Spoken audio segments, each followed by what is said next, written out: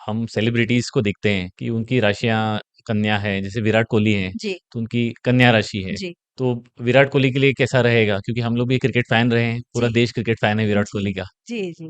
तो एक जनरल अगर आप बता सकें।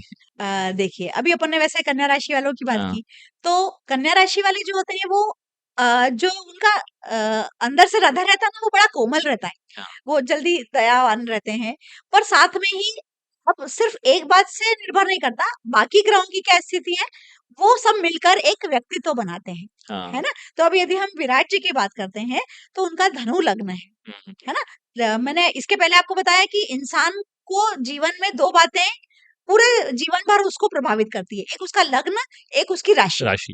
तो धनु लग्न है, धनु लग्न का जो स्वामी है वो गुरु ग्रह है। हम्म। तो गुरु ग्रह क्या होता है, वो परिश्रम भी करवाता है और साथ ही आपको पॉजिटिव रास्ता बताता है जीवन में। मतलब यदि वो लग्न में आ गए हैं तो वो क्या करता है कि इंसान को भटकने नहीं देता। वो स्टेप बाय स्टेप आपको परिश्रम भी करवाएगा, तकलीफें भी देगा और सही राह पर चलाते रहता है। हाँ। तो विराट जी के साथ कुछ ऐसा ही हुआ कि वो स्टेप बाय स्टेप सही राह पर चलते रहे, सही चलते रहे। डायरेक्शन में चलते रहे। तो उन्होंने बहुत मेहनत की, बहुत तकलीफें भी झेली, पर आखिरी में उन्होंने अचीव कर लिया जो वो अचीव करना चाहते थे। इसके साथ ही लग्न में शनि ग्रह बैठा हुआ है, तो शनि ग्रह परिश्रम पूरा कराता है। मतलब हम्म। उन्होंने आज विराट कोहली बनने के लिए, इस मुकाम तक आने के लिए लगातार परिश्रम किया हम्म। और जितना कर सकते थे उससे और अधिक, बहुत अधिक, ज्यादा। हाँ, उससे अधिक बहुत ज़्यादा परिश्रम किया और सही डायरेक्शन में परिश्रम किया।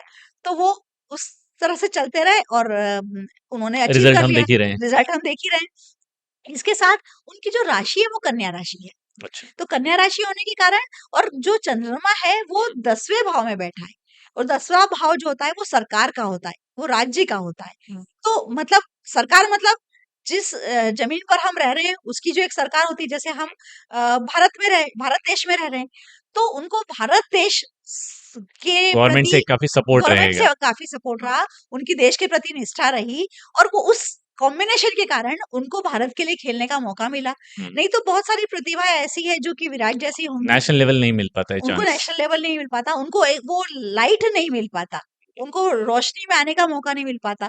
पर चूंकि इनका चंद्रमा 10वें भाव में रहा, तो उसने ये काम किया। इसके साथ ही जो उनके राहु केतु हैं, वो भाग्य स्थान में है। केतु अच्छा। भाग्य स्थान में है और राहु परिश्रम भाव में है। जब तीसरे भाव में राहु है और 9वें भाव में केतु है, तो जो तीसरा भाव होता है वो परिश्रम का होता है। हम्म। तो राहु ने क्या किया, परिश्रम तो करवाया ही और उसको सपोर्ट भी करते गए।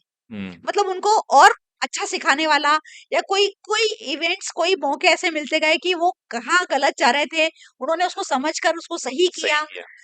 और केतु ने भाग्य स्थान में रहकर कुछ रुकावटें ज़रूर पैदा करी। मतलब हमको वो क्षण उनके जीवन के नहीं मालूम जब वो डिप्रेशन में आए होंगे या वो जब कहीं हारे होंगे, टूटे होंगे, रोए होंगे, वो हमको नहीं मालूम एग्ज़ैक्टली। पर वो काम केतु ने किया, पर साथ ही उन्हें भाग्य स्थान में रहकर उन्हें उस मुकाम तक पहुँचाया पहुंचा भी। है। और आगे भविष्य में भी विराट जी का राजनीति में एक बड़ी पोस्ट मिलना संभावित है, वो काम अच्छा। केतु का है। हाँ, ओके। और धीरे-धीरे होता है एक समय के साथ व्यक्ति राजनीति में भी रुझान लेने लग जाता है, वो केतु के कारण होता है। केतु जो होता है वो राजनीति का उसके पास डिपार्टमेंट है। मतलब यदि कोई को इंटरेस्ट नहीं भी होगा, तो केतु अपने समय से कुछ घटनाएँ ऐसी क्रिएट करेगा, कुछ बातें ऐसी क्रिएट करेगा कि राजनीति में इंटरेस्ट हो जाएगा और व्यक्ति अच्छा। को यदि राजनीति नहीं भी आती होगी, तो वो अच्छे लेवल पर सीख कर सकता है। तो भविष्य में है ऐसी संभावना कि वो राजनीति का कोई पद संभालें। बढ़िया है वीरू भाई, दिस इज फॉर यू। मतलब जी, आपका करियर तो काफी अच्छा दिख रहा है हमको, लॉट जी। ऑफ हंड्रेड्स भी एक्सपेक्ट।